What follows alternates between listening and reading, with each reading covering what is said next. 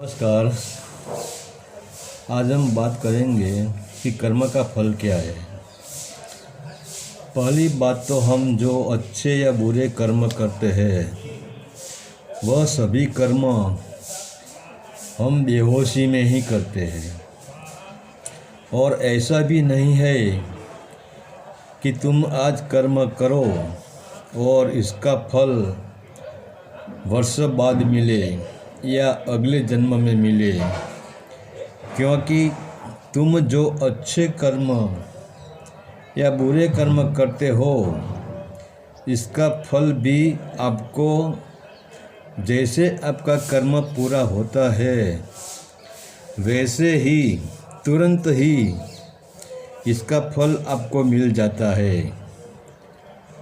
मान लो आपने कोई बड़ा पुण्य का कर्म किया, धार्मिकता का कर्म किया, तो इसके फल रूप तुम्हारा स्वागत होगा,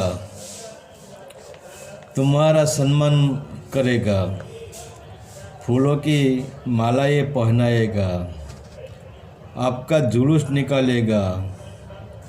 तो ऐसा नहीं है, अगर तुम अच्छे कर्म करो और आपका स्वागत अगले जन्म में किया जाए, अगले जन्म में आपका जुलूस निकाले जाए, वैसा तो है ही नहीं।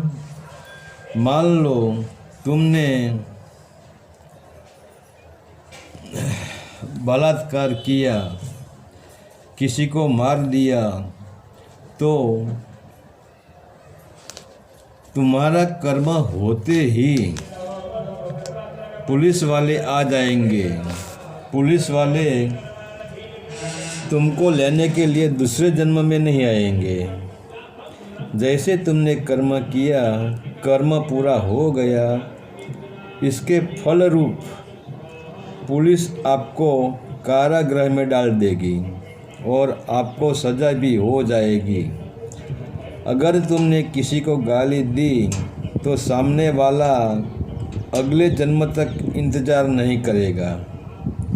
जैसे तुमने एक गाली दी तो सामने वाला ब्याज के साथ तुमको 2 गाली दे देगा।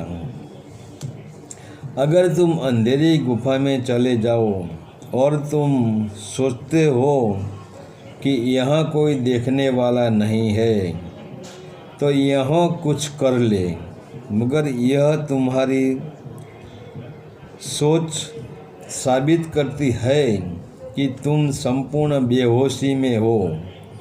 इसीलिए तो कहते हो कि अंधेरी गुफा में कोई भी नहीं देख रहा है। तो हमको कर्म का दोष कैसे लगेगा? तो पहले तुम्हारे कर्म को तुम ही देख रहे हो, तुम ही तो तुम्हारे कर्म के साक्षी बनते हो, साक्षी बन जाते हो। दूसरा, तुम्हारा जो अंतकरण में रहने वाला चित्त कर्म को देखता है और इसका पूरा पिक्चर भी चित्त में बनता है, क्योंकि चित्त हमारे भीतर एक ऐसा सीसीटीवी कैमरा है जो हम कुछ भी करते हैं इसका पूरा पिक्चर बना लेता है। और वही चित्त पर से कैमरे की शोध हुई, पिक्चर की शोध हुई, तो तुम जागृत स्वप्न में भी चित्त के सीसीटीवी कैमरे में कैद हो। तो जो हम हमारी ज्ञानेंद्रियों द्वारा या कर्मेंद्रियों द्वारा, मन, बुद्धि, अहंकार द्वारा जो कार्य करते हैं इसका तो फल हमको कर्म पूरा होते ही मिल जाता है। मगर इस कर्म के संस्कार रूपी जो पिक्चर बनता है वह तो चित्त में से कैसे तुम डिलीट करोगे और कैसे डिलीट होगा। यूँ समझो मैंने यह वीडियो बनाने का कर्म किया, वह कर्म में मैं कैमरा के सामने ही करूँगा, ना तो मेरा पूरा वीडियो कैमरा पकड़ लेगा। तो मेरा वीडियो बनाने का कर्म पूरा होते ही मैं कैमरा के सामने से हट जाऊंगा। तो मैं हट गया, मगर मेरा कर्म नहीं हटेगा। मेरा कर्म कैमरा में कैद हो जाएगा। वही तो है कर्म का संस्कार। तो कर्म के फल रूप हम जो बीज बोते हैं, वह बीज चाहे जहरीले हो या मीठे हो, हमने बीज बो दिया, फिर वह बीज का अंकुर फूटेगा। बाद में छोटा पौधा होगा, बाद में बड़ा पेड़ होगा, फिर यह पेड़ में फल लगेगा। तो वह फल ऐसा ही होगा जो तुमने बबूल का या जहरीला बीज बोया हो। तो पैर में कांटा लगेंगे, जिंदगी जहरीली बन जाएगी और दुख को भुगतना पड़ेगा। अगर हम आम के बीज बोते तो आम का पेड़ निकलेगा, फिर यह पेड़ में फल लगेगा और फल रूप आम इतना स्वादिष्ट होगा कि बार बार खाने का मन हो जाएगा और खाते ही आनंद आ जाएगा और हमारे जीवन में आम के रस जैसा मीठा सुख भर जाएगा। तो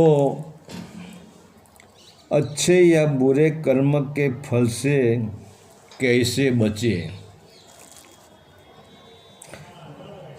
कैसे छुटकारा पाए। अगर कर्म से छुटकारा पाना है तो तुम दर्पण बन जाओ, क्योंकि तुम्हारा और दर्पण का कितना भी पुराना रिश्ता हो,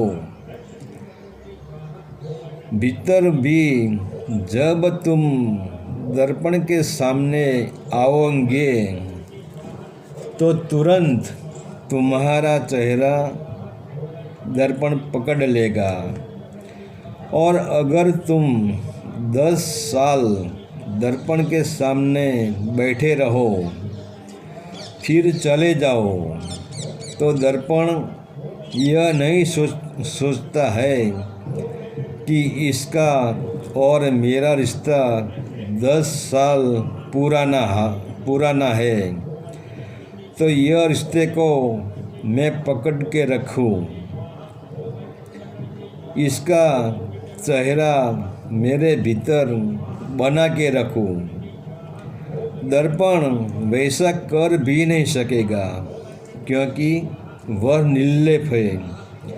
जैसे तुम इसके सामने से हट गए सो हट गए। दर्पण पूर्ण रूप में खाली हो जाएगा। तो हमारे भीतर ऐसा दर्पण कहाँ है। हमारा दर्पण है साक्षी भाव, अकर्म, क्योंकि कर्म शरीर के अवयवों से होता है। तो मैं तो शरीर नहीं हूँ, न मेरी कोई विषय वासनाएं है, और जो हो रहा है वह हिलचाल अंतःकरण में हो रही है। तो मैं तो अंतकरण भी नहीं हूँ, न मैं दृश्य हूँ, बस मैं तो दृष्टा हूँ। जैसे स्टेज प्रोग्राम चल रहा है, वह प्रोग्राम तो प्रोग्राम वाले करते हैं, मैं तो दूर बैठकर प्रोग्राम देखने वाला दृष्टा हूँ और साक्षी हूँ। तो तुम प्रोग्राम वाले नहीं बन जाओगे, क्योंकि प्रोग्राम वाले को कर्म करना पड़ता है, नाचना पड़ता है, कूदना पड़ता है, बोलना पड़ता है। तो तुम प्रोग्राम वाला मत बनो। यही तो है दर्पण, यानी न पापम न पुण्यम चिदानंद रूपम शिवोहम शिवोहम। हरि ओम तत्सत। राधेश का प्रणाम।